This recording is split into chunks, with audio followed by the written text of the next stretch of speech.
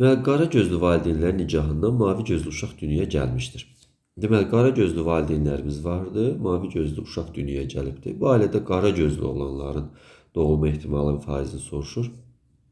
Görək neçə faiz olacaq. Biz bilirik ki, qara göz dominant əlamətdir. Yəni, böyük A yazırıq, deyək ki, qara gözlər yazırdıq.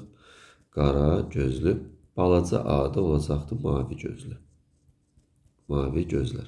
Və bunların nicahından mavi gözlü doğulub. Qara gözlü deyirsə valideynlər, tamam biz valideynlərin işarəsini qoyaq, deyək ki, burada qara gözlü genotipini qoyuruq.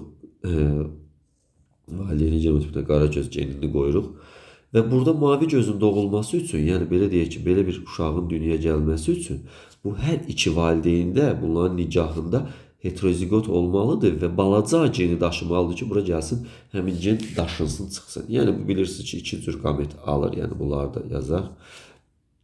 Və bu qametlərin birləşməsindən təbiidir ki, biz əldə edirik F1 nəslini. Və burada nə alınacaqdır? Bilirik ki, burada alınırdı böyük alar, yəni qara gözlər alındı.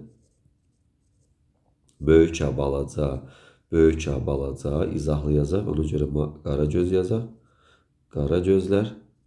Burada da qara gözlər alınırdı. Burada isə mavi göz. Deməli, mavi gözün alınması üçün bir A-nı ana göndərməlidir, ananın qameti olmalıdır. Bir A isə atanın qameti ilə gəlməlidir deyə biz bu qaydada aldıq. Deməli, burada nəyi soruşurdu bizdən? Deyirdi ki, qara gözlər cəmiləyə qədər alındı. Yəni, qara gözlü olanların doğulma ehtimalını soruşur. Biz bilirik ki, qara göz alınıb burada 75%. 75% qara göz olubdur.